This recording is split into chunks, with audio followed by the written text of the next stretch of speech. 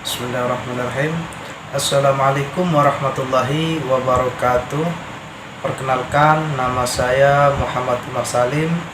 Saya merupakan mahasiswa dari program pendidikan bimbingan dan konseling Universitas Indraprasta PGRI semester 4 dengan kelas R4E. Adapun video ini saya buat untuk memenuhi tugas mata kuliah konseling format khusus dengan dosen pengampu Ibu Evi Fitrianti MPD Kons. Sini saya akan menjelaskan mengenai bidang layanan yang terdapat pada bimbingan dan konseling. Dalam bimbingan dan konseling terdapat 10 bidang layanan. Tapi yang saya jelaskan di sini hanya 4 bidang saja. Bidang apa saja yang akan saya jelaskan? Yang pertama, bidang layanan konsultasi. Kemudian yang kedua, bidang layanan mediasi.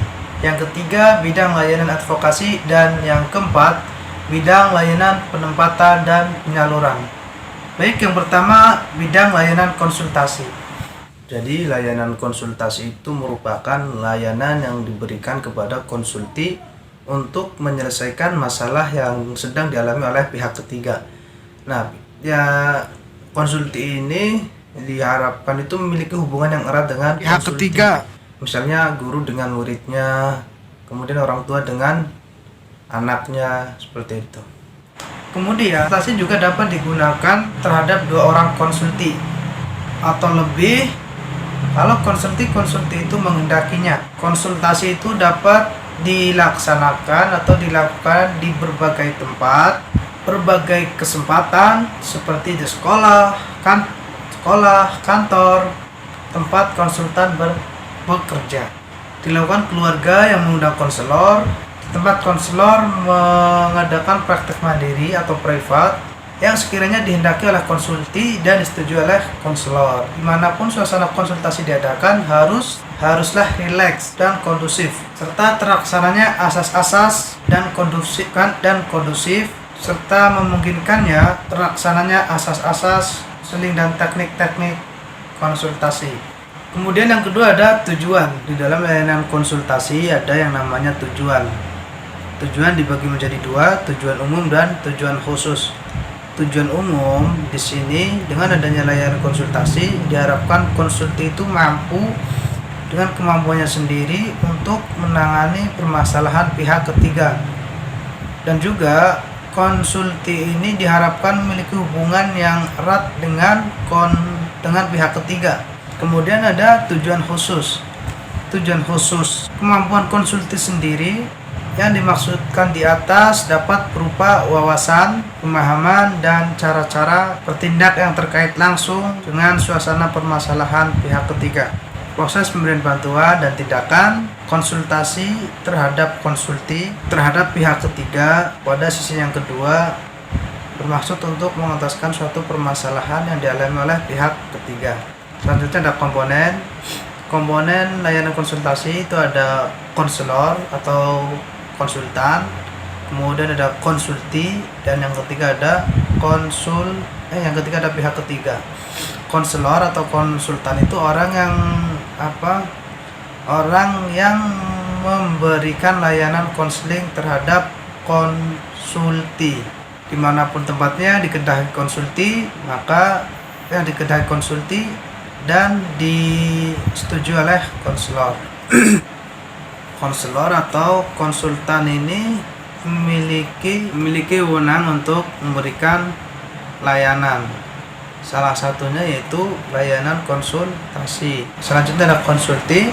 Konsulti itu merupakan orang yang meminta bantuan kepada konsultan atau konselor untuk menyelesaikan permasalahan pihak ketiga yang setidak-tidaknya sebahagian menjadi tanggung jawab konsulti. Bantuan diminta kepada konselor atau konsultan karena konsulti merasa belum mampu untuk menangani atau menyelesaikan masalah pihak ketiga, masalah yang dialami oleh pihak ketiga. Selanjutnya ada pihak ketiga. Nah, pihak ketiga ini merupakan orang yang memiliki masalah yang dipersoalkan oleh konsulti. Selanjutnya ada asas. Jadi dalam asas itu ada etika dasar konseling. Etika dasar konseling itu di sini ada 3. Yang pertama kerahasiaan, kesukarelaan, dan pengambilan keputusan oleh klien itu sendiri. Jadi kerahasiaan yang dimiliki baik oleh pihak ketiga maupun konsulti itu dirahasiakan, dijaga ketat oleh konsultan atau konselor. Untuk terjaganya kerahasiaan ini, maka konsulti dan pihak ketiga itu sukarela untuk datang sendiri kepada konselor untuk melakukan konsultasi.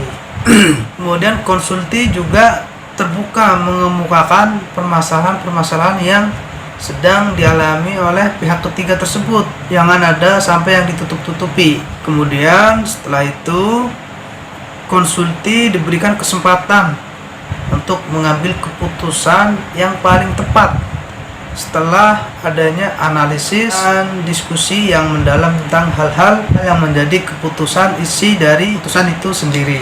Jadi seorang konselor atau konsultan itu harus menghargai pendapat dari konsulti. Kemudian yang kedua ada kemandirian. Jadi konsulti itu diharapkan mampu mengambil keputusannya itu sendiri setelah dari apa yang telah ia ceritakan, kemudian dianalisis, kemudian untuk mengambil keputusan yang paling tepat.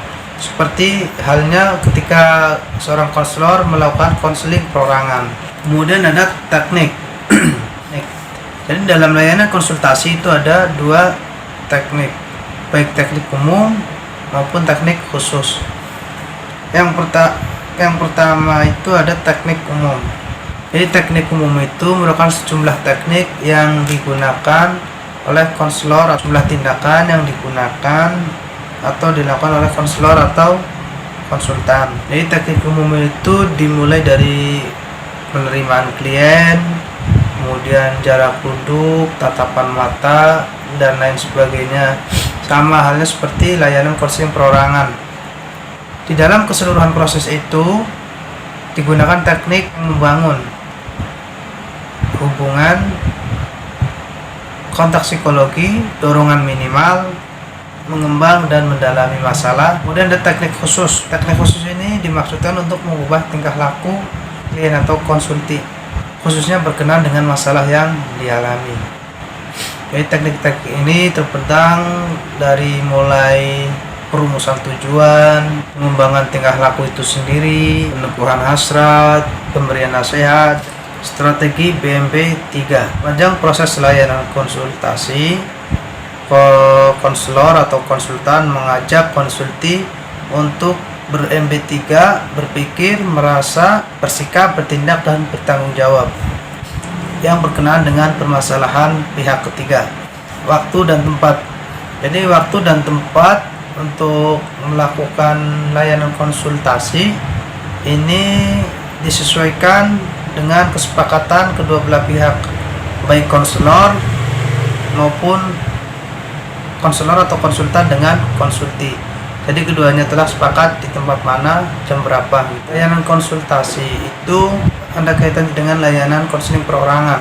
Dalam layanan konsultasi juga terdapat kegiatan pendukungnya. Yang pertama itu ada aplikasi instrumentasi. Jadi hasil aplikasi instrumentasi itu untuk mendalami permasalahan yang dialami oleh pihak ketiga. Kemudian yang kedua ada himpunan data yang menyangkut permasalahan yang dialami, permasalahan yang dibahas dalam konsultasi, yaitu masalah yang dihadapi oleh pihak ketiga, mungkin telah tersedia dalam himpunan data. Kemudian yang ketiga ada konferensi kasus. Konferensi kasus diselenggarakan pada lembaga yang di dalamnya terdapat personalia atau individu dengan kedudukan atau wewenangnya tidak sama, misalnya di sekolahan. Kemudian ada kunjungan rumah. Kunjungan rumah itu bertujuan untuk mendalami masalah yang ditangani, membina komitmen pihak-pihak yang terkait dengan masalah yang dialaminya. Dalam hal ini adalah orang tua. Konsultasi juga dapat terlibat dalam kunjungan rumah. Tampilan kepustakaan. Tampilan kepustakaan ini meminta dengan konsulti supaya membaca buku atau artikel yang berkaitan dengan permasalahan pihak ketiga. Kemudian selanjutnya yang kelima ada alih tangan kasus. Alih tangan kasus ini dilaksanakan apabila kasus yang dibawa konsulti itu bukan ranahnya dari seorang konsultan atau konselor. Operasionalisasi layanan konsultasi. Jadi layanan konsultasi ini hendaknya dilaksanakan dengan tertib dan lengkap, dari mulai perencanaan, kemudian penilaian, serta tindak lanjutnya seperti apa. Selanjutnya ada pelaksanaan. Kegiatan utama layanan konsultasi yaitu menerima konsultasi, menyelenggarakan penstrukturan konsultasi, dan membahas masalah yang dibawa oleh konsulti berkenaan dengan pihak ketiga. Ini ada penilaian. Jadi di dalam pelaksanaan itu, konsultan atau konselor itu mendorong agar konsulti itu mampu menangani masalah yang dialami oleh pihak ketiga, memanfaatkan sumber-sumber yang ada melalui BMP3. Konselor membina komitmen konsulti dengan menangani masalah pihak ketiga dengan pendekatan dan cara-cara konseling. Selanjutnya ada penilaian. Penilaian itu ada 3. Penilaian segera atau LAISEG, penilaian jangka pendek atau LAIJAPAN, dan penilaian jangka panjang atau LAIJAPAN. Penilaian segera itu fokus pada kondisi diri konsulti. Apakah dia mampu untuk menyelesaikan masalah pihak ketiga setelah adanya bimbingan. LAISEG ini menilai perolehan konsulti yang didapat dari proses konsultasi. Kemudian LAIJAPAN, fokus LAIJAPAN adalah dipusatkan bagaimana konsulti melaksanakan hasil konsultasi, terutama respon awal terhadap tindakan konsulti terhadap pihak ketiga. Ini LAIJAPAN atau penilaian jangka panjang, fokus pada perubahan pada pihak ketiga setelah adanya konsultasi. Selanjutnya ada tindak lanjut dan laporan. Hasil seluruh penilaian akan menjadi bahan analisis dan diskusi pada kesempatan konsultasi berikutnya berkelanjutan. Laporan itu berupa laperpruk, laporan pelaksanaan program, memuat keseluruhan aspek kegiatan layanan konselor dan konsulti dan kegiatan pelayanan oleh konsulti kepada pihak ketiga. Lapor prok ini dapat disampaikan kepada pihak terkait. Oke, jadi layanan mediasi itu berasal dari bahasa media yang berarti penghubung atau perantara. Jadi dapat dikatakan bahwa mediasi itu merupakan kegiatan yang mengendarai atau menghubungkan dua individu yang saling berpisah, yang saling bertikai, untuk kemudian menjadi saling keterkaitan. Jadi yang semula jauh itu menjadi dekat. Kemudian layanan mediasi itu juga dapat dikatakan bahwa untuk mengkaitkan individu yang semula berpisah menjadi terkait, yang semula berbeda menjadi sama, yang semula jauh menjadi dekat. Layanan mediasi ini memiliki 2 tujuan. Yang pertama tujuan umum dan tujuan khusus. Nah, tujuan umumnya itu untuk tercapai kondisi yang positif dan kondusif di antara para klien yang saling perselisihan. Kondisi awal yang semula negatif kemudian diarahkan oleh konselor untuk kemudian menjadi perubahan yang diinginkan bersama. Selanjutnya ada tujuan khusus. Tujuan khususnya adalah ya berfokus pada perubahan atas kondisi awal menjadi kondisi baru dalam hubungan antara pihak-pihak yang tadinya berselisih menjadi bersama. Jadi ada komponen yang terdapat dalam layanan mediasi itu ada 2, konselor dan klien. Nah, klien di sini itu 2 pihak yang sedang memiliki permasalahan berupa ketidakcocokan di antara mereka. Nah, konselor itu fungsinya merencanakan dan menyelenggarakan layanan mediasi dan mendalami permasalahan yang membuat ketidakcocokan antara kedua belah pihak. Jadi konselor itu sebagai jembatan yang dibangun di atas jurang menganga di antara dua pihak yang saling bertikai. Dalam layanan mediasi, klien itu berbeda dengan layanan konseling perorangan. Kalau layanan mediasi itu bisa berupa satu orang atau lebih, bisa berbentuk kelompok, kemudian kombinasi sejumlah kelompok dan individu. Nah, klien yang dibantu oleh konselor itu klien yang sedang mengalami ketidakcocokan dan mereka sepakat untuk meminta bantuan kepada konselor. Selanjutnya ada masalah klien. Jadi masalah yang didalami oleh konselor itu masalah yang dibahas dalam layanan mediasi pada dasarnya adalah masalah yang berhubungan dengan ketidakcocokan antara mereka yang sekarang meminta bantuan kepada konselor untuk mengatasinya. Selanjutnya ada asas yang terdapat pada layanan mediasi.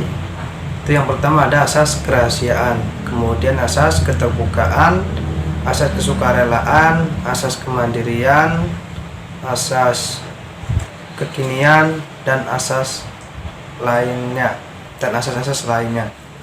Dalam asas kerahasiaan sebisa mungkin data yang diperoleh itu hanya mereka yang terlibat dalam layanan mediasi. Selain itu tidak boleh disebarluaskan kepada yang lainnya. Kemudian ada asas keterbukaan. Nah, di sini klien itu kan bisa terdiri dari satu atau lebih klien, sehingga diminta untuk terbuka seluas-luasnya tanpa ada yang harus ditutup-tutupi. Dalam asas keterbukaan, konselor itu tidak memihak kepada siapapun, kepada si A, B, C, dan seterusnya, kecuali kepada kebenaran. Nah, konselor di sini menjelaskan dan memberikan contoh-contoh ketidakberpihakan kepada si A, B, C, dan seterusnya. Masalah yang dibahas di sini adalah masalah bersama. Jadi semua pihak di sini harus bersama-sama untuk menyelesaikan masalah yang sedang dihadapinya. Apabila hanya satu pihak yang menyelesaikannya, mungkin itu tidak adil. Justru tidak akan menyelesaikan suatu permasalahan yang dihadapi saat itu. Jadi sejak awal itu konselor itu membangun kebersamaan untuk memungkinkan semua pihak itu secara terbuka untuk menyelesaikan suatu permasalahannya. Kemudian yang ketiga ada asas kesukarelaan. Idealnya mereka itu sukarela terhadap mereka sukarela untuk melakukan layanan mediasi. Namun mereka biasanya itu bersikukuh bahwa mereka itu yang paling benar, sehingga mereka tidak mau melakukan layanan mediasi kepada konselor. Asas berikutnya itu asas kesukarelaan. Jadi idealnya layanan mediasi itu mereka yang sedang bertikai sukarela untuk melakukan layanan mediasi. Namun kebanyakan yang terjadi ketika mereka masih bertikai, mereka enggan untuk melakukan layanan mediasi. Oke, bagaimana pihak-pihak yang bertikai dapat memasuki layanan mediasi? Yang pertama itu apabila kedua belah pihak sudah lelah bertikai, dan apabila bertikai dan korban sudah cukup banyak, mereka ingin berdamai sehingga mereka mencari mediator pihak ketiga untuk mencari jalan-jalan damai yang tidak merugikan satu sama lainnya.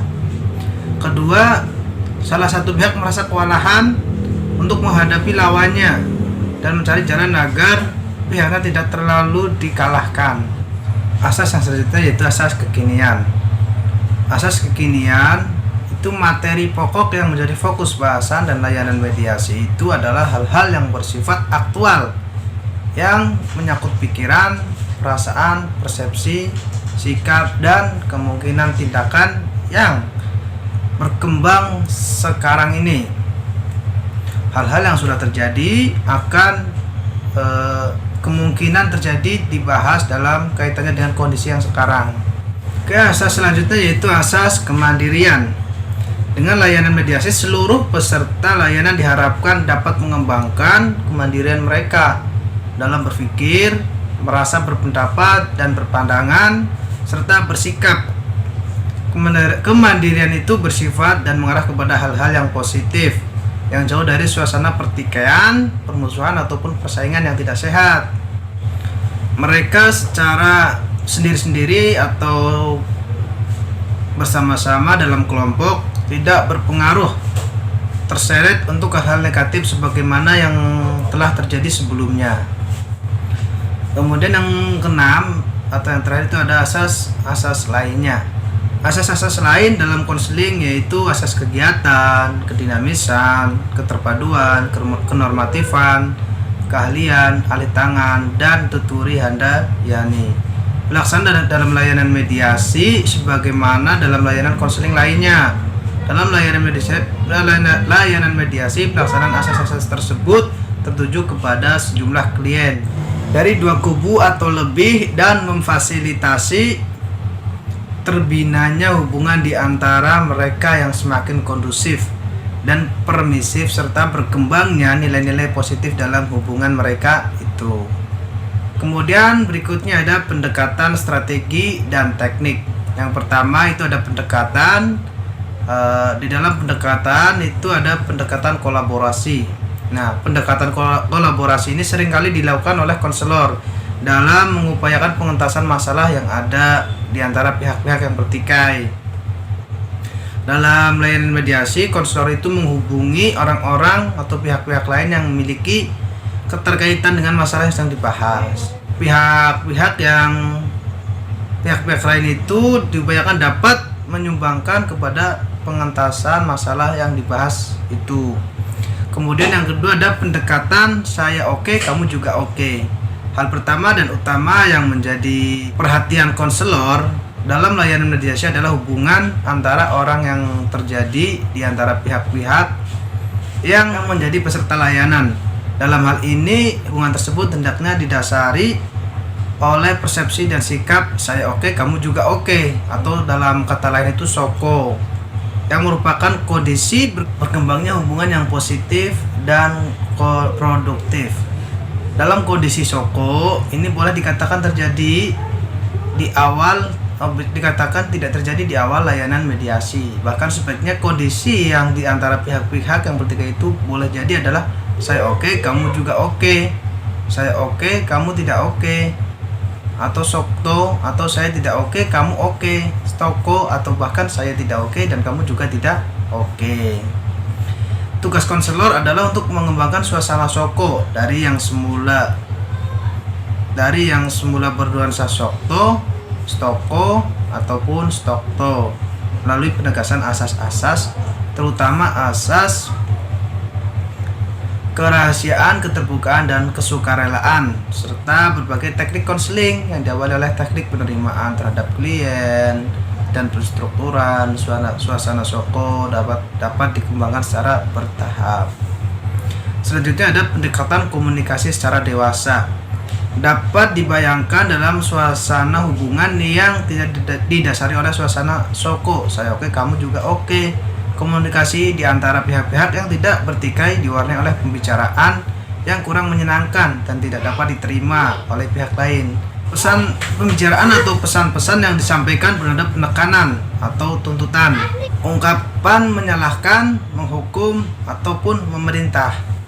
Selanjutnya ada pendekatan komprehensif. Nah, masalah yang terjadi di antara pihak-pihak yang bertikai harus dilihat secara gestalt, pemahaman terhadap satu kesatuan yang menyeluruh, tidak dilihat dari sudut-sudut bagian-bagiannya secara terpisah-pisah. Pencermatan masalah secara gestalt akan mampu memahami keterkaitan antara bagian-bagian yang ada di dalamnya. Nah, pendekatan gestalt gagal dilakukan. Kalau pendekatan gestalt gagal dilakukan, pencermatan atas bagian-bagian secara fragmentaris boleh jadi akan menghilangkan nuansa-nuansa keterkaitan yang secara signifikan menjadi benang merah dari keseluruhan masalah yang dimaksud. Pencermatan yang fragmentaris itu akan terjebak pada pandangan-pandangan sektoral yang tidak menyeluruh, sehingga kesimpulan yang diambil pun mungkin bersifat sepihak dan tidak komprehensif. Apabila hal ini terjadi, maka perdamaian dan penyelesaian masalah yang diharapkan oleh para peserta layanan tidak akan tercapai secara tuntas.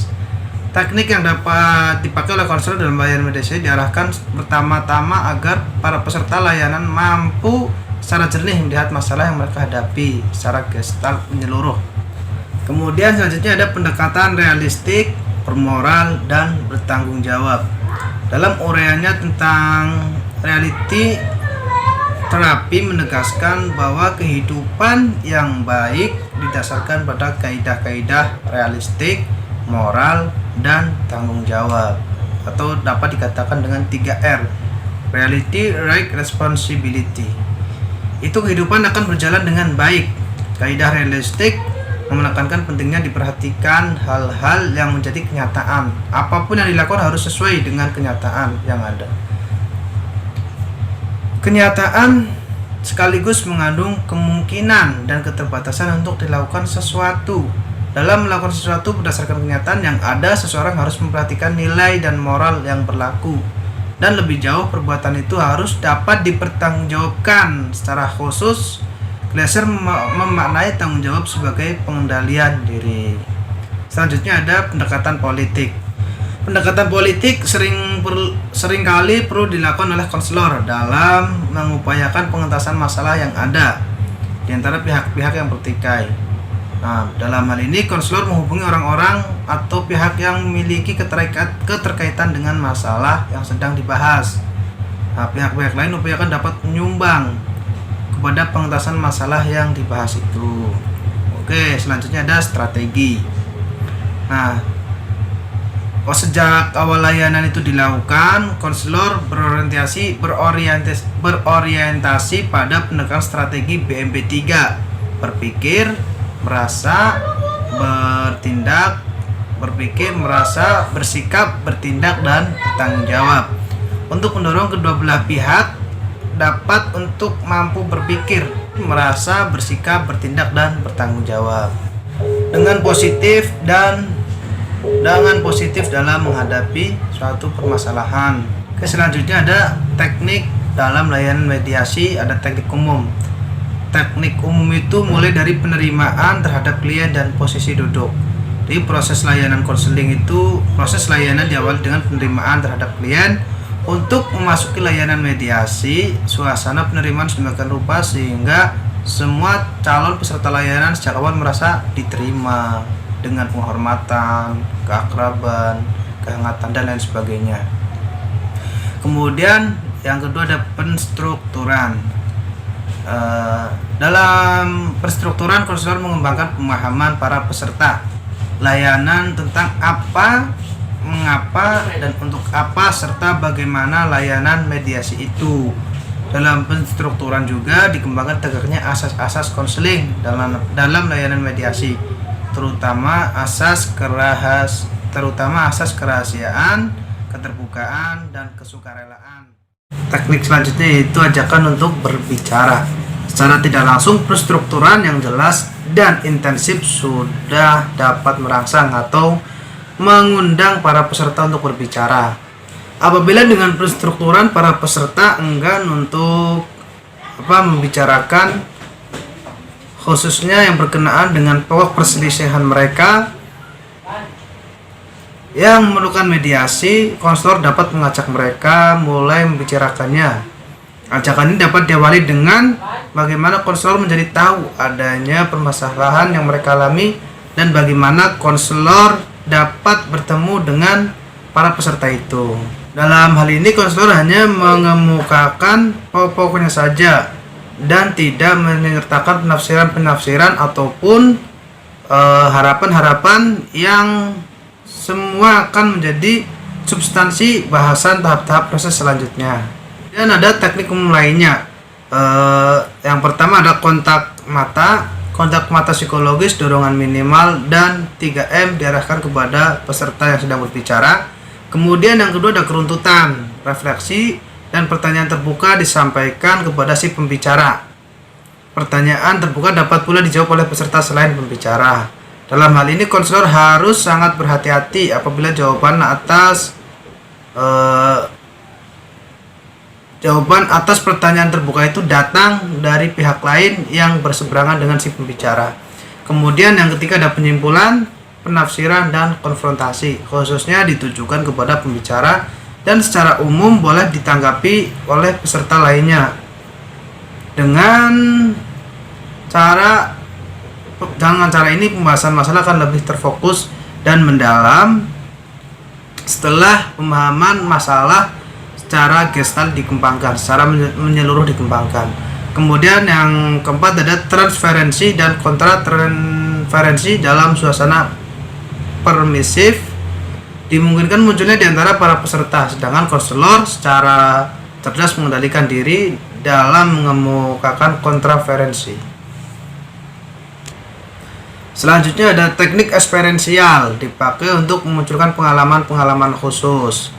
Kemudian ada strategi memfrustasikan klien dan tiada maaf, dipakai untuk membangun semangat para peserta dalam penyelesaian masalah yang sedang dihadapi.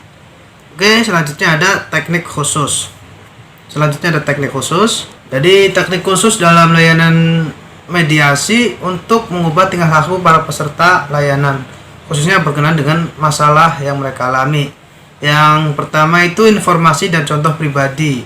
Informasi dan pemberian contoh pribadi dilakukan apabila peserta benar-benar memerlukan informasi diberikan dengan jelas dan objektif, sedang contoh pribadi diberikan secara sederhana dan tidak dibesar-besarkan. Kemudian tujuan, contoh, dan latihan. Perumusan tujuan, pemberian contoh, dan latihan bertingkah laku diarahkan bagi terbentuknya tingkah laku baru. Bisa dilaksanakan melalui teknik kursi kosong, latihan keluguan, dan bermain peran atau dialog diarahkan untuk terbinanya komunikasi yang objektif, jujur. Latihan keluguan dan bermain peran atau dialog. Kemudian latihan penenangan, sensitasi ditujukan untuk terhindarnya klien dari hal-hal yang mengganggu dirinya. Selanjutnya ada nasihat. Pemberian nasihat sedapat-dapatnya tidak diberikan dan hanya disampaikan bila benar-benar diperlukan. Kemudian ada kontrak. Penugahan hasrat dan kontrak merupakan tahap pengunci atas berbagai upaya pengubahan tingkah laku yang telah dilaksanakan. Kemudian ada tempat dan waktu. Satu hal yang perlu diperhatikan adalah bahwa untuk dilaksanakan layanan mediasi tidak perlu ditunggu sampai adanya pertikaian yang cukup besar antara dua belah pihak. Pertikaian sekecil apapun hendaknya sudah dapat menjadi alasan untuk diselenggarakan layanan mediasi. Layanan mediasi diselenggarakan di tempat netral, disetujui bersama untuk pihak-pihak yang bertikai. Tempat konselor bekerja semestinya lah merupakan tempat yang netral yang dapat dijadikan lokasi penyelenggaraan layanan mediasi. Selanjutnya ada keterkaitan jenis layanan lain. Berbagai jenis layanan lainnya terbuka untuk lebih memantapkan pengentasan masalah yang dibahas dalam pelaksanaan layanan mediasi, di mana layanan yang lain juga merupakan tindak lanjut. Misalnya ada pihak yang termasuk di dalam masalah yang telah diselesaikan itu meminta untuk ditindaklanjuti hal tertentu dengan menggunakan layanan konseling perorangan, orientasi, informasi, dan lain sebagainya. Selanjutnya keterkaitan dengan jenis pendukung. Itu ada ada aplikasi instrumentasi. Untuk sebelum melakukan aplikasi instrumentasi, terlebih dahulu harus diketahui hal-hal apa yang perlu diukur dan diungkap berkenaan dengan permasalahan siswa yang berkasus dan para anggota kelompok. Kemudian ada himpunan data. Himpunan data yang telah ada bisa digunakan dalam layanan mediasi. Kemudian ada konferensi kasus. Konferensi kasus ini dihadiri oleh peserta layanan dan pihak-pihak yang lain yang dianggap membantu menyelesaikan permasalahan yang dibahas dalam layanan mediasi. Kemudian ada kunjungan rumah. Kunjungan rumah ini dimaksudkan untuk memperluas data yang diperoleh melalui aplikasi instrumentasi yang lain dan membina komitmen anggota keluarga yang dikunjungi dalam rangka penyelesaian masalah yang dibahas dalam layanan. Khusus dalam layanan mediasi, kunjungan rumah ini untuk maksud lain seperti kunjungan rumah yang dilakukan untuk menjenguk korban perkelahian, dilakukan untuk adalah bermaksud untuk menjenguk korban atau menyampaikan hasil-hasil mediasi. Alih tangan kasus selanjutnya ada alih tangan kasus, bahwa layanan mediasi seperti juga layanan lainnya tidak membahas persoalan siswa yang terkait dengan kriminal, gangguan kejiwaan, penyakit fisik, narkoba, dan mistik. Selanjutnya ada operasionalisasi layanan mediasi. Dalam layanan mediasi itu ada yang namanya perencanaan, kemudian pelaksanaan, kemudian evaluasi. Pada tahap ini kegiatan yang dilakukan adalah melakukan evaluasi terhadap hasil layanan mediasi. Fokus evaluasi hasil layanan ialah diperoleh pemahaman baru untuk berkembangnya perasaan positif dan kegiatan apa yang dilakukan oleh klien setelah proses layanan berlangsung. Jadi dalam evaluasi dalam layanan mediasi dapat dilakukan dalam 3 tahap. Yang pertama itu evaluasi atau penilaian segera, yang fokusnya adalah understanding atau pemahaman baru klien dan kegiatan yang akan dilakukan klien setelah proses layanan berlangsung. Kemudian ada evaluasi atau penilaian jangka pendek. Nah, fokus evaluasi ini adalah kualitas hubungan antara dua belah pihak yang berselisih. Indikatornya adalah masalah yang ada di antara mereka sudah benar-benar mereda, sudah hilang sama sekali, atau apakah sudah berkembang secara harmonis, saling mendukung dan bersifat positif produktif. Selanjutnya ada evaluasi penilaian jangka panjang. Penilaian ini merupakan pendalaman, perluasan, dan pemantapan penilaian segera dan penilaian jangka pendek dalam rentang waktu yang lama. Yang ketiga yaitu layanan advokasi. Layanan advokasi ini artinya membela hak seseorang yang tercederai. Sebagaimana diketahui bahwa setiap orang itu memiliki berbagai hak yang secara umum dirumuskan di dalam dokumen hak asasi manusia. Nah, fungsi advokasi dalam konseling berupaya memberikan bantuan oleh konselor agar hak-hak yang menjamin keberadaan, kehidupan, dan perkembangan orang atau individu atau klien yang bersangkutan kembali memperoleh hak-haknya selama ini yang dirampas, dihalangi, dihambat, dibatasi, atau dijegal. Contohnya itu misal siswa SMA yang mau UN, dia tidak bisa mengikuti UN karena terkendala dengan biaya yang belum dibayarkan. Nah, di sini seorang konselor harus membantu menyelesaikan masalah yang dihadapi oleh klien tersebut. Selanjutnya ada tujuan. Nah, tujuan yang pertama, tujuan umum. Layanan advokasi dalam konseling itu bermaksud mengentaskan klien dari suasana yang menghimpit dirinya karena hak-hak yang hendak dilaksanakan terhambat atau terkadang terkekang, sehingga keberadaan, kehidupan, dan berkembangnya khususnya dalam bidang pendidikan menjadi tidak lancar, terganggu, atau bahkan terhenti atau terputus. Dengan adanya layanan advokasi yang berhasil ini, maka klien akan mendapatkan kembali hak-hak yang dicegat, yang dijegal, dikekang, atau dibatasi itu. Selanjutnya ada tujuan khusus. Tujuan khusus layanan advokasi dalam konseling ini untuk membebaskan klien dari cengkraman pihak tertentu yang membatasi atau bahkan menghapus hak klien dan masalah klien teratasi. Karena konseling adalah profesi dalam bidang pendidikan, maka layanan advokasi dalam konseling dilakukan berkenaan dengan hak-hak klien dalam bidang pendidikan. Di luar bidang pendidikan, layanan advokasi dapat dilaksanakan oleh konselor sepanjang permasalahan klien masih berada dalam kewenangan konselor menanganinya. Selanjutnya ada komponen. Dalam layanan advokasi menyangkut komponen yang lebih bervariasi, baik berkenaan dengan pihak-pihak yang terkait maupun variasi kondisi komponen dalam layanan advokasi itu ada konselor sebagai pelaksana layanan advokasi, kemudian korban pelanggaran hak. Dalam konselor itu ada korban pelanggaran hak. Korban pelanggaran hak merupakan orang atau klien yang menjadi bintang dalam layanan advokasi. Untuk klienlah segenap upaya dilaksanakan, keputusan atau Hak-hak yang telah diambil sebelumnya dikembalikan kepada klien sedapat-dapatnya, sepenuhnya, sejenis-jenisnya, sebersih-bersihnya dari kondisi semula. Kemudian yang berikutnya ada pihak-pihak terkait. Nah, pihak terkait pertama adalah pihak-pihak yang memiliki kewenangan untuk mempengaruhi terimplementasikannya hak klien. Pengaruh dari pihak yang berwenangan itu dapat dalam kadar yang bervariasi. Pengaruhnya cukup ringan atau sampai amat berat atau bahkan bersifat final. Pada kasus siswa tersebut, di atas pengaruh dari pihak yang dimaksudkan itu bersifat final, yaitu tidak boleh masuk sekolah dan tidak boleh mengikuti ujian nasional. Untuk kasus siswa SMA itu, pihak yang berkewenangan tertinggi adalah kepada sekolah yang membuat keputusan final terhadap siswa tentang kesempatan masuk sekolah dan keikutsertaan ujian nasional. Pengaruh kepala sekolah adalah bersifat final. Keputusan tidak berkadar 100%. Selanjutnya ada materi layanan. Isi atau materi layanan advokasi terfokus pada klien yang terkena perlakuan negatif oleh pihak atau pihak-pihak tertentu sehingga merugikan klien. Materi tersebut bervariasi, terutama kalau dilihat dari perlakuan pencederaan hak klien oleh pihak terkait. Jadi dalam kasus di atas, materi puncak advo adalah putusan kepala sekolah yang melarang siswa masuk sekolah dan ikut ujian. Materi terkait dengan guru BK adalah sikap dan label yang diberikan kepada siswa. Materi terkait dengan guru adalah tugas untuk siswa yang terlalu amat berat.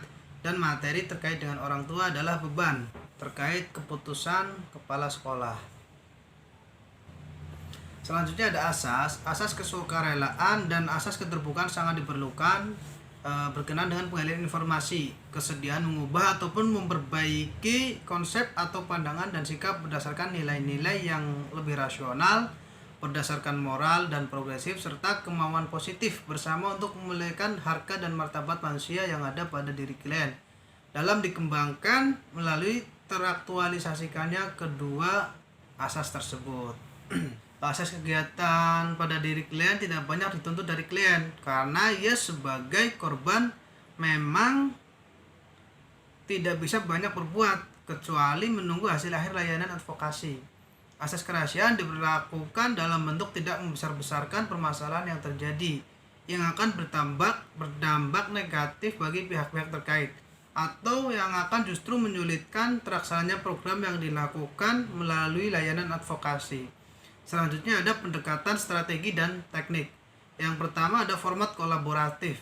Karena layanan advokasi menyangkut sejumlah pihak terkait, apalagi pihak-pihak tertentu itu ada yang berdasarkan pada tingkat atau level tertentu sama atau beda. Maka format layanan adalah kolaboratif. Konselor langsung berkomunikasi dengan pihak-pihak yang dimaksud untuk menggali informasi, kesempatan dan kemudahan serta kerjasama hal-hal positif lainnya demi mengembalikan hak klien yang selama ini dikurangi atau tidak dinikmati. Selanjutnya ada strategi BMP 3. Dalam hubungan dengan pihak-pihak terkait, konselor mengembangkan suasana BMP 3 demi terpecahkannya masalah klien dan diperolehnya solusi yang terbaik sehingga klien kembali memperoleh hak-haknya itu. Kemudian yang ketiga ada teknik. Dalam teknik ada teknik wawancara, studi dokumentasi ataupun data aktual berkenaan dengan kondisi klien. Kemudian yang ketiga ada solusi tentang pengembalian hak klien, diambil dari pihak lain, diambil dari pihak berkewenangan. Selanjutnya ada waktu dan tempat.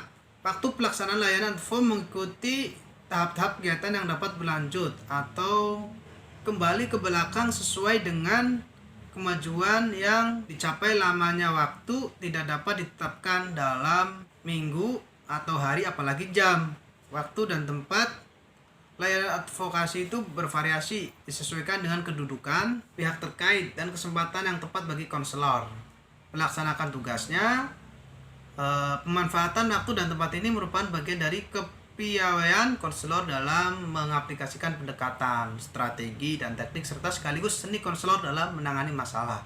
Selanjutnya ada keterkaitan kegiatan pendukung. Keterkaitan jenis layanan lainnya. Spektrum layanan advokasi ini berkenaan dengan pihak-pihak terkait dengan materinya yang cukup luas dan bervariasi. Layanan orientasi dan layanan informasi dapat dijadikan sebagai sublayanan atau layanan pendamping untuk membantu konselor dalam memperoleh berbagai data aktual dan informasi yang diperlukan. Layanan penempatan dan penyaluran serta layanan penguasaan konten dapat membantu konselor mengarahkan klien yang hak-haknya dirampas ke arah hal-hal yang dapat mengkompensasi kegiatan atas dirampasnya hak-hak tersebut. Menghadapi dampak dirampasnya hak-haknya itu. Layanan konsultasi diselenggarakan untuk memberikan hubungan dan peranan pihak tertentu terhadap pihak lainnya, pihak orang tua terhadap klien yang tidak lain adalah anak orang tua tersebut. Layanan mediasi untuk mempertemukan pihak satu dan pihak lainnya yang mungkin dalam satu dan lain hal berseberangan. Semua hasil sublayanan tersebut diharapkan dapat memperlancar proses layanan advokasi menuju hasil akhir yaitu diraihnya kembali hak-hak klien. Kemudian selanjutnya ada karakteristik kegiatan pendukung. Ada aplikasi instrumentasi dan himpunan data yang diperoleh dari aplikasi instrumentasi dan himpunan data untuk memberikan data kepada konselor yang berguna untuk memperkuat layanan advokasi. Selanjutnya ada konferensi kasus. Dalam layanan advokasi diselenggarakan konferensi kasus untuk membicarakan secara lebih terkoordinasi masalah klien dengan mengikut sertakan pihak-pihak terkait. Kemudian ada kunjungan rumah. Kunjungan rumah dilaksanakan untuk memperoleh informasi yang lebih lengkap terhadap klien dan keluarganya serta kondisi-kondisi umum keluarga dan lingkungannya sepanjang informasi itu terkait dengan masalah klien. Kemudian ada tampilan kepustakaan untuk melengkapi informasi tentang hubungan klien khususnya yang sedang menjadi fokus layanan. Tampilan kepustakaan ini dapat berlangsung sepanjang proses layanan. Kemudian adalah alih tangan kasus. Alih tangan kasus ini dilaksanakan terarah kepada ahli selain konselor terhadap permasalahan hak klien agar masalah klien itu terselesaikan secara lebih tuntas. Selanjutnya ada operasionalisasi layanan advokasi. Layanan advokasi ini cukup kompleks dengan pihak-pihak terkait dan materi pembahasannya yang bervariasi dan dapat berkembang di berbagai arah. Oleh karenanya, pelaksanaan layanan akan lebih memakan pemikiran, upaya, dan kerjasama semua pihak agar tercapai hasil yang optimal. Dalam operasionalisasi itu ada yang namanya perencanaan. Satuan layanan advokasi selain berisi identifikasi klien secara lengkap, beserta masalah dan kondisi awal dirinya juga secara komprehensif memuat materi dasar dan pengembangannya dan hubungan dengan pihak-pihak yang terkait. Kemudian ada pengorganisasian unsur-unsur dan sarana layanan. Setelah rencana yang bersifat terbuka dan komprehensif dipersiapkan sebelum layanan advokasi secara nyata diwujudkan, di lapangan terlebih dahulu diatur dan diorganisasikan segenap unsur materi dan sarana pihak-pihak terkait dan urusan administrasi, waktu dan tempat serta aspek terkait operasional lainnya secara rapi demi kelancaran pelaksanaan layanan. Selanjutnya ada pelaksanaan layanan, rencana dan sarana awalnya yang telah disiapkan itu dimanfaatkan sebesar-besarnya untuk kelancaran dan keberhasilan layanan. Selama layanan berlangsung, pengorganisasian dan pengaturan kembali segala sesuatunya dapat dilakukan. Selanjutnya ada penilaian. Penilaian terhadap hasil dan proses layanan dilakukan sesuai dengan tahap-tahap pelaksanaannya. Penilaian ini bersifat progresif, tahap demi tahap sampai dengan penilaian akhir. Penilaian diorientasikan pada sampai berapa jauh hak-hak klien yang ditangani melalui layanan advokasi dapat dikembalikan secara penuh kepada klien. Kemudian ada tindak lanjut. Tindak lanjut dilakukan sesuai dengan hasil penilaian secara progresif pada setiap tahap layanan. Demikian pula laporan yang dibuat berupa laporan bertahap kegiatan atau layanan lengkap pada akhir keseluruhan layanan sesuai dengan keperluannya. Nah, kegiatan layanan advokasi ini diakhiri dengan disusunnya laporan pelaksanaan program yang disampaikan kepada pihak-pihak tertentu sesuai dengan keperluannya. Oke, materi selanjutnya yaitu layanan penempatan dan penyaluran. Selanjutnya yaitu layanan penempatan dan penyaluran. Dalam menjalani kehidupan dan perkembangannya, setiap saat individu berada dalam kondisi diri tertentu dan menghadapi serta berinteraksi dengan kondisi lingkungannya. Kondisi diri itu meliputi berbagai potensi dan keadaan aktual yang ada pada diri sendiri, sedangkan kondisi lingkungan mengandung berbagai kemungkinan yang dapat memberikan dampak positif ataupun negatif tergantung pada penyikapan, penanganan, dan pemanfaatannya. Dalam layanan penempatan dan penyaluran ada tujuan, yaitu tujuan umum dan tujuan khusus. Tujuan umumnya itu untuk diperolehnya tempat yang sesuai bagi individu untuk mengembangkan potensi dirinya. Tempat yang dimaksudkan itu adalah kondisi lingkungan, baik lingkungan fisik maupun lingkungan sosio-emosional, dan lebih luas lagi seperti lingkungan akademik, lingkungan sosial, lingkungan budaya, secara berpengaruh terhadap kehidupan dan perkembangan individu. Kemudian selain ada tujuan umum, kemudian ada tujuan khusus juga. Nah, tujuan khusus dari layanan penempatan dan penyaluran itu antara lain adanya fungsi pemahaman terkait dengan dipahaminya potensi dan kondisi diri individu. Kemudian adanya fungsi pencegahan terkait dengan dampak positif layanan yang dapat mencegah semakin parahnya masalah. Kemudian selanjutnya ada fungsi pengentasan secara langsung terkait dengan fungsi pencegahan. Kemudian selanjutnya ada fungsi pengembangan dan pemeliharaan potensi individu atau klien menjadi terkembangkan dan terpelihara dari hal-hal yang menghambat dan merugikan. Selanjutnya ada fungsi advokasi, menghindari individu atau klien dari keteraniayaan diri dan hak-haknya. Selanjutnya ada komponen dalam layanan penempatan dan penyaluran. Yang pertama itu ada konselor. Konselor itu di sini sebagai pelaksanaan layanan penempatan dan penyaluran. Konselor adalah ahli pelayanan konseling yang sangat peduli terhadap optimalisasi pengembangan individu demi kebaikan kehidupannya. Nah, jadi seorang konselor itu memperhatikan dengan cermat kondisi lingkungan dalam mempertimbangkan perkembangan dan kehidupan individu. Nah, layanan penempatan dan penyaluran ini merupakan wahana bagi konselor untuk mengupayakan lingkungan yang lebih kondusif bagi perkembangan dan kehidupan individu. Selanjutnya ada subjek layanan dan masalahnya. Subjek layanan pada layanan penempatan dan penyaluran adalah siapa saja yang memerlukan kondisi lingkungan dan berkembangnya baik di sekolah, di rumah, dalam organisasi, lingkungan kerja, lembaga seni dan budaya, dan lain sebagainya. Untuk ini kondisi yang mengandung dua sisi, yaitu sisi diri sendiri dan sisi lingkungan, perlu mendapatkan perhatian. Oke, selanjutnya ada asas layanan pada penempatan dan penyaluran.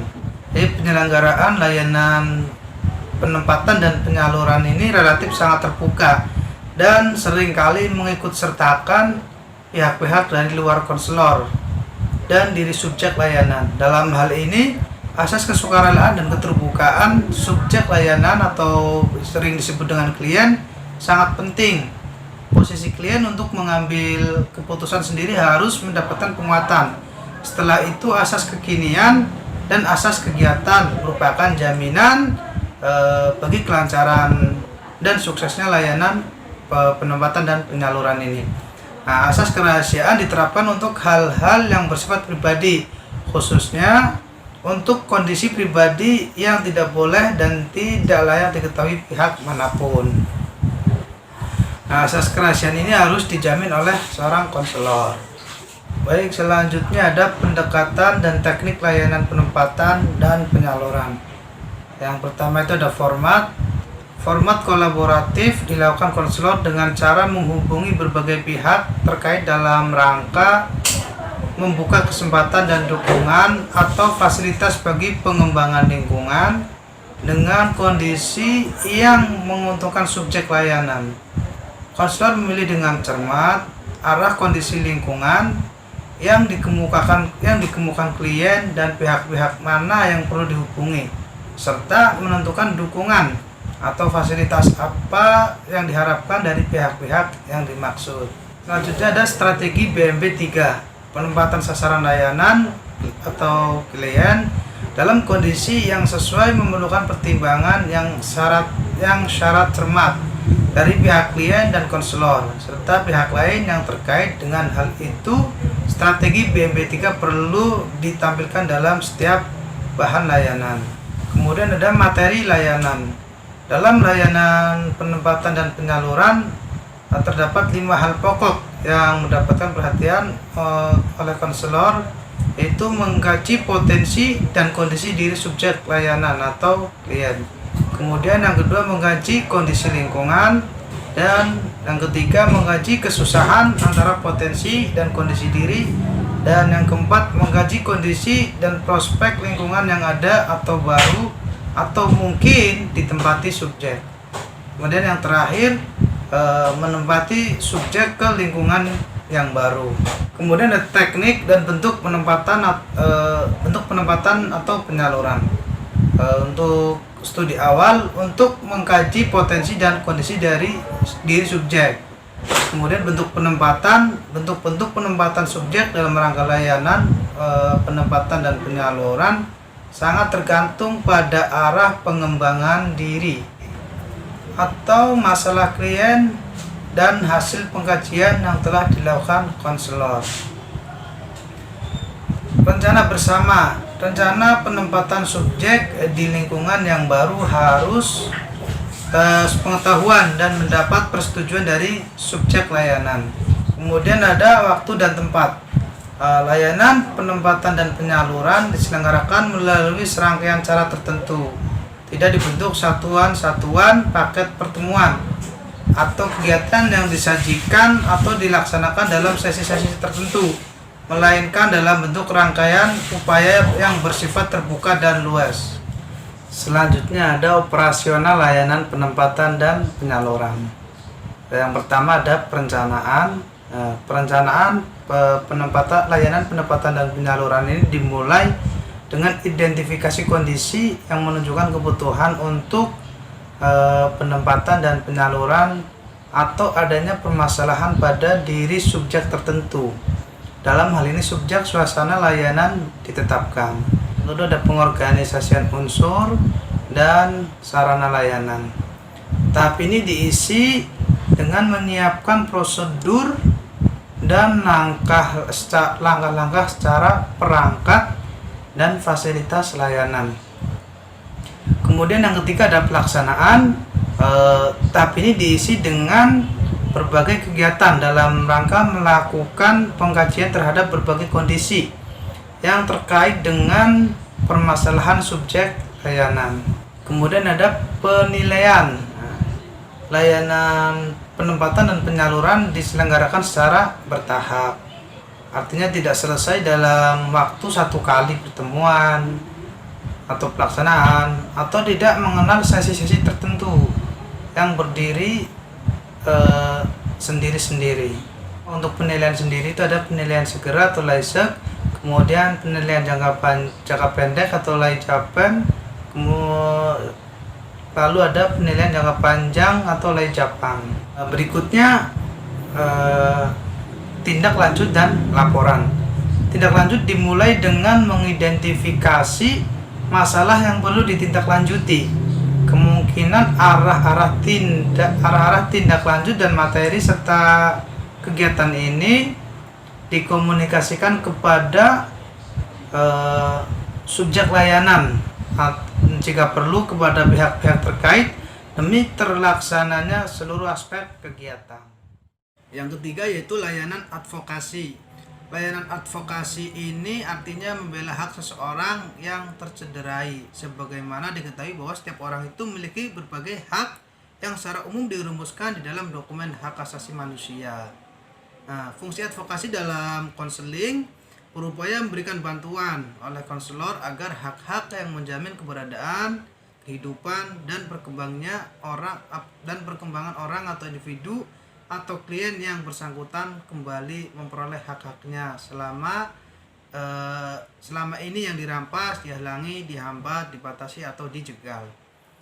Contohnya itu misal siswa SMA yang mau UN, dia tidak bisa mengikuti UN karena terkendala dengan biaya yang belum dibayarkan. Nah, di sini seorang konselor harus membantu menyelesaikan masalah yang dihadapi oleh klien tersebut.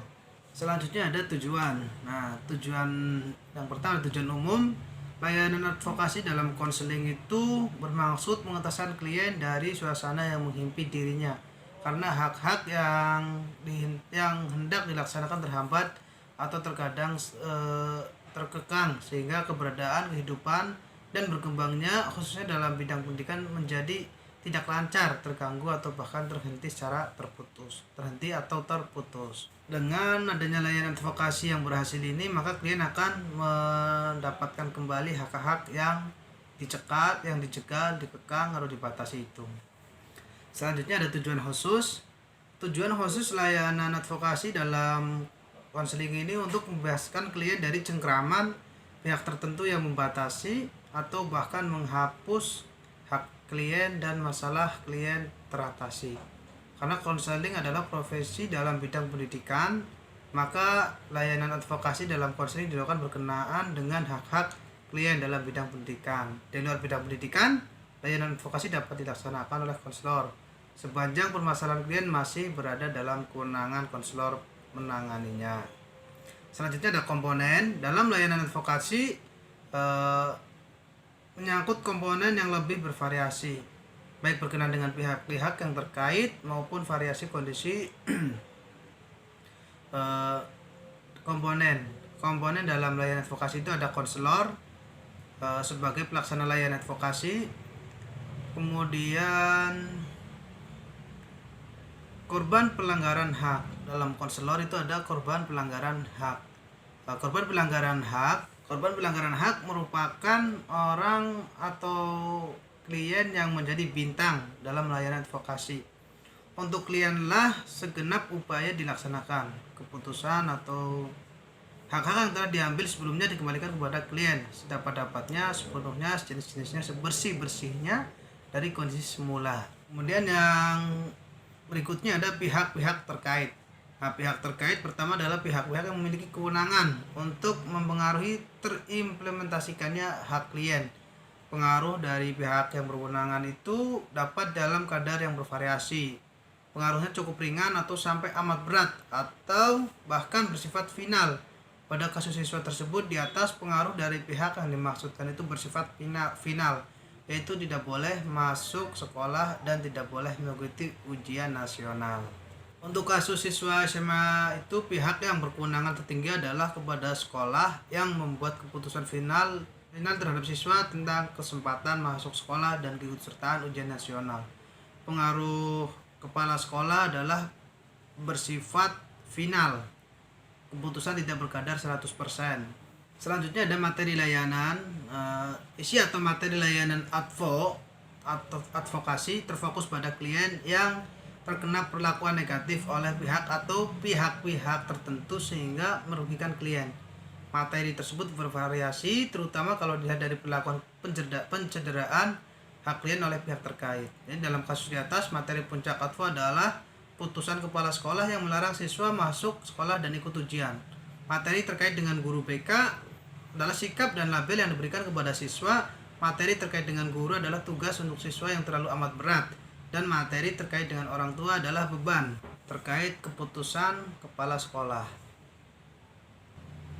Selanjutnya ada asas kesukarelaan dan asas keterbukaan sangat diperlukan berkenaan dengan pengalihan informasi, kesediaan mengubah ataupun memperbaiki konsep atau pandangan dan sikap berdasarkan nilai-nilai yang lebih rasional, berdasarkan moral dan progresif, serta kemauan positif bersama untuk memuliakan harkat dan martabat manusia yang ada pada diri klien dalam dikembangkan melalui teraktualisasikannya kedua asas tersebut. Asas kegiatan pada diri klien tidak banyak dituntut dari klien karena ia sebagai korban memang tidak bisa banyak berbuat kecuali menunggu hasil akhir layanan advokasi. Asas kerahasiaan diberlakukan dalam bentuk tidak membesar-besarkan permasalahan yang terjadi yang akan berdampak negatif bagi pihak-pihak terkait atau yang akan justru menyulitkan terlaksananya program yang dilakukan melalui layanan advokasi. Selanjutnya ada pendekatan strategi dan teknik. Yang pertama ada format kolaboratif. Karena layanan advokasi menyangkut sejumlah pihak terkait, apalagi pihak-pihak tertentu itu ada yang berdasarkan pada tingkat atau level tertentu sama atau beda, maka format layanan adalah kolaboratif. Konselor langsung berkomunikasi dengan pihak-pihak yang dimaksud untuk menggali informasi, kesempatan dan kemudahan serta kerjasama hal-hal positif lainnya demi mengembalikan hak klien yang selama ini dikurangi atau tidak dinikmati. Selanjutnya ada strategi BMP 3. Dalam hubungan dengan pihak-pihak terkait, konselor mengembangkan suasana BMP 3 demi terpecahkannya masalah klien dan diperolehnya solusi yang terbaik sehingga klien kembali memperoleh hak-haknya itu. Kemudian yang ketiga ada teknik. Dalam teknik ada teknik wawancara, studi dokumentasi ataupun data aktual berkenaan dengan kondisi klien. Kemudian yang ketiga ada solusi tentang pengembalian hak klien diambil dari pihak berkewenangan. Selanjutnya ada waktu dan tempat. Waktu pelaksanaan layanan advo mengikuti tahap-tahap kegiatan yang dapat berlanjut atau kembali ke belakang sesuai dengan kemajuan yang dicapai. Lamanya waktu tidak dapat ditetapkan dalam minggu atau hari apalagi jam.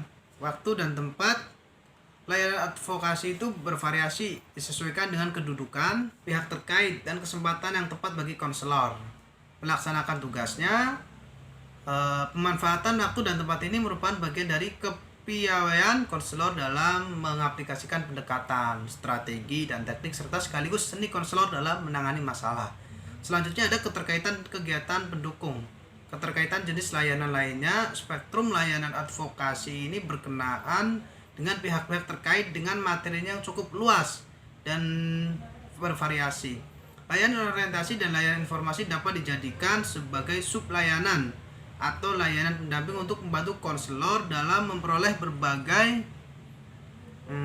data aktual dan informasi yang diperlukan. Layanan penempatan dan penyaluran serta layanan penguasaan konten dapat membantu konselor mengarahkan klien yang hak-haknya dirampas ke arah hal-hal yang dapat mengkompensasi kegiatan atas dirampasnya hak-hak tersebut. Menghadapi dampak dirampasnya hak-haknya itu. Layanan konsultasi diselenggarakan untuk memberikan hubungan dan peranan pihak tertentu terhadap pihak lainnya. Pihak orang tua terhadap klien yang tidak lain adalah anak orang tua tersebut. Layanan mediasi untuk mempertemukan pihak satu dan pihak lainnya yang mungkin dalam satu dan lain hal berseberangan. Semua hasil sublayanan tersebut diharapkan dapat memperlancar proses layanan advokasi menuju hasil akhir yaitu diraihnya kembali hak-hak klien. Kemudian selanjutnya ada karakteristik kegiatan pendukung.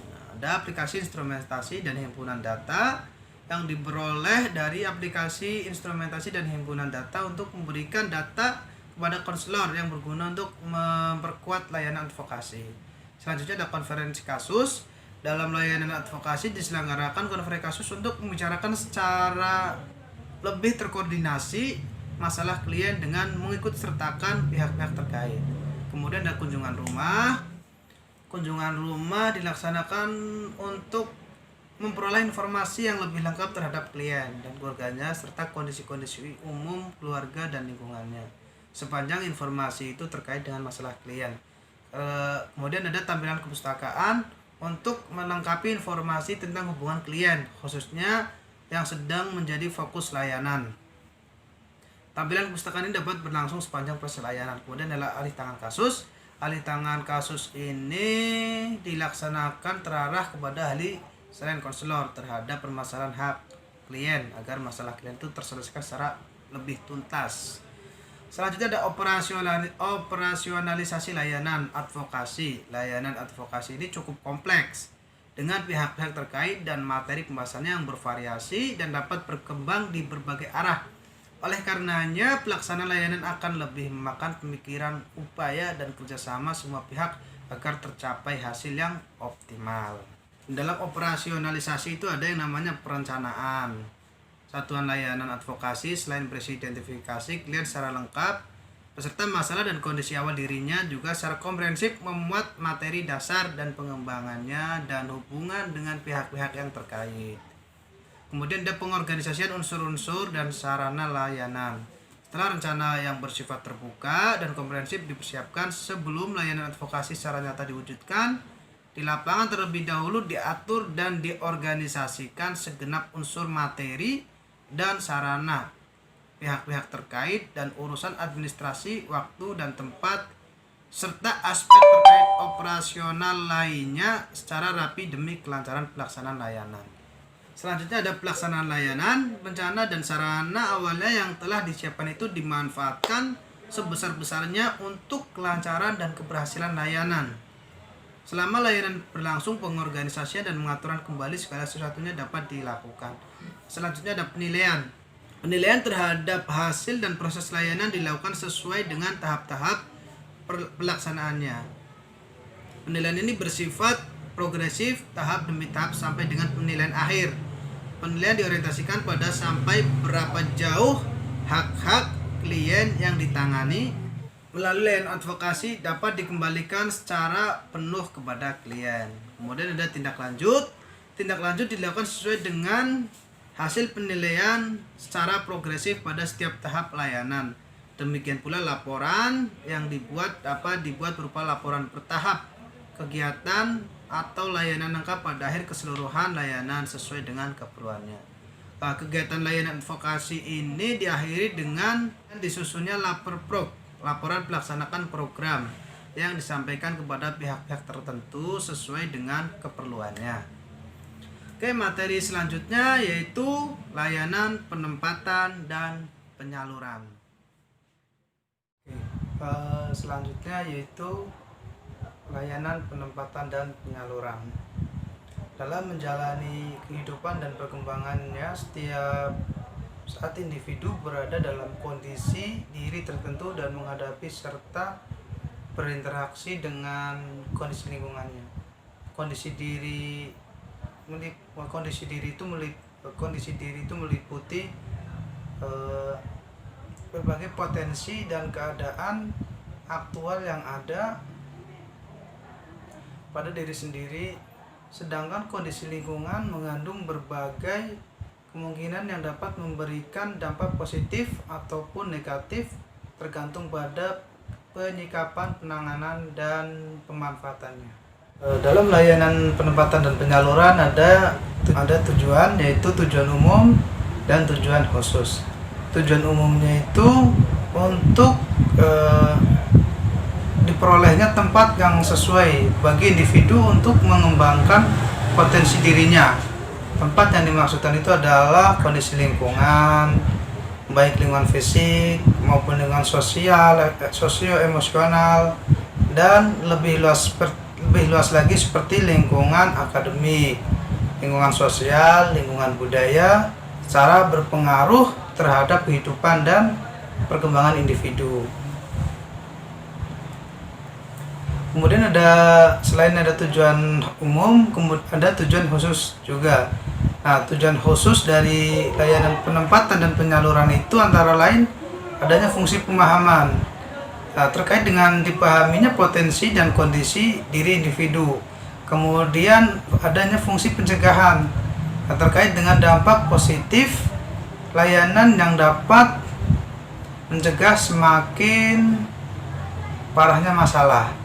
Kemudian selanjutnya ada fungsi pengentasan secara langsung terkait dengan fungsi pencegahan. Kemudian selanjutnya ada fungsi pengembangan dan pemeliharaan.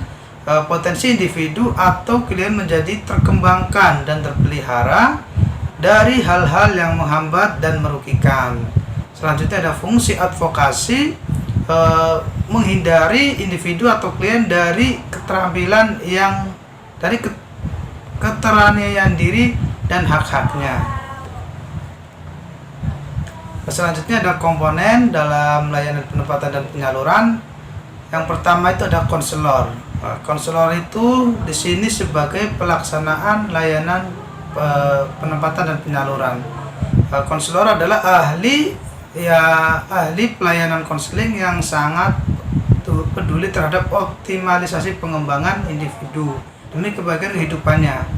Jadi seorang konselor itu memperhatikan dengan cermat kondisi lingkungan dalam mempertimbangkan perkembangan dan kehidupan individu. Layanan penempatan dan penyaluran ini merupakan wahana bagi konselor untuk mengupayakan lingkungan yang lebih kondusif bagi perkembangan dan kehidupan individu. Selanjutnya ada subjek layanan dan masalahnya. Subjek layanan pada layanan penempatan dan penyaluran adalah siapa saja yang memerlukan kondisi lingkungan dan berkembangnya baik di sekolah, di rumah, dalam organisasi, lingkungan kerja, lembaga seni dan budaya, dan lain sebagainya. Untuk ini kondisi yang mengandung dua sisi, yaitu sisi diri sendiri dan sisi lingkungan, perlu mendapatkan perhatian. Oke, selanjutnya ada asas layanan pada penempatan dan penyaluran. Jadi penyelenggaraan layanan penempatan dan penyaluran ini relatif sangat terbuka dan seringkali mengikut sertakan pihak-pihak dari luar konselor dan diri subjek layanan. Dalam hal ini, asas kesukarelaan dan keterbukaan subjek layanan atau sering disebut dengan klien sangat penting. Posisi klien untuk mengambil keputusan sendiri harus mendapatkan penguatan. Setelah itu, asas kekinian dan asas kegiatan merupakan jaminan bagi kelancaran dan suksesnya layanan penempatan dan penyaluran ini. Asas kerahasiaan diterapkan untuk hal-hal yang bersifat pribadi, khususnya untuk kondisi pribadi yang tidak boleh dan tidak layak diketahui pihak manapun. Asas kerahasiaan ini harus dijamin oleh seorang konselor. Baik, selanjutnya ada pendekatan dan teknik layanan penempatan dan penyaluran. Yang pertama itu ada format. Format kolaboratif dilakukan konselor dengan cara menghubungi berbagai pihak terkait dalam rangka membuka kesempatan dan dukungan atau fasilitas bagi pengembangan lingkungan dengan kondisi yang menguntungkan subjek layanan. Konselor memilih dengan cermat arah kondisi lingkungan yang dikemukakan klien dan pihak-pihak mana yang perlu dihubungi, serta menentukan dukungan atau fasilitas apa yang diharapkan dari pihak-pihak yang dimaksud. Selanjutnya ada strategi BMB 3, penempatan sasaran layanan atau klien dalam kondisi yang sesuai memerlukan pertimbangan yang syarat cermat dari pihak klien dan konselor serta pihak lain yang terkait dengan hal itu. Strategi BMB 3 perlu ditampilkan dalam setiap bahan layanan. Kemudian ada materi layanan. Dalam layanan penempatan dan penyaluran terdapat 5 hal pokok yang mendapatkan perhatian oleh konselor, yaitu mengkaji potensi dan kondisi diri subjek layanan atau klien. Kemudian yang kedua mengkaji kondisi lingkungan, dan yang ketiga mengkaji kesusahan antara potensi dan kondisi diri, dan yang keempat mengkaji kondisi dan prospek lingkungan yang ada atau baru atau mungkin ditempati subjek. Kemudian yang terakhir menempati subjek ke lingkungan yang baru. Kemudian ada teknik dan bentuk penempatan atau penyaluran.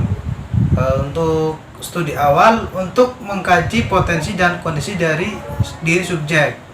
Kemudian bentuk penempatan subjek dalam rangka layanan penempatan dan penyaluran sangat tergantung pada arah pengembangan diri atau masalah klien dan hasil pengkajian yang telah dilakukan konselor. Rencana bersama. Rencana penempatan subjek di lingkungan yang baru harus pengetahuan dan mendapat persetujuan dari subjek layanan. Kemudian ada waktu dan tempat. Layanan penempatan dan penyaluran diselenggarakan melalui serangkaian cara tertentu.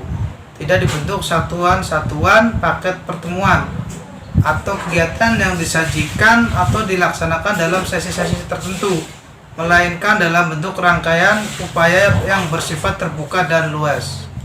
Selanjutnya ada operasional layanan penempatan dan penyaluran. Yang pertama ada perencanaan. Layanan penempatan dan penyaluran ini dimulai dengan identifikasi kondisi yang menunjukkan kebutuhan untuk penempatan dan penyaluran atau adanya permasalahan pada diri subjek tertentu. Dalam hal ini subjek suasana layanan ditetapkan. Lalu ada pengorganisasian unsur dan sarana layanan. Tahap ini diisi dengan menyiapkan prosedur dan langkah-langkah secara perangkat dan fasilitas layanan. Kemudian yang ketiga ada pelaksanaan. Tahap ini diisi dengan berbagai kegiatan dalam rangka melakukan pengkajian terhadap berbagai kondisi yang terkait dengan permasalahan subjek layanan. Kemudian ada penilaian. Layanan penempatan dan penyaluran diselenggarakan secara bertahap. Artinya tidak selesai dalam waktu satu kali pertemuan atau pelaksanaan, atau tidak mengenal sesi-sesi tertentu yang berdiri sendiri-sendiri.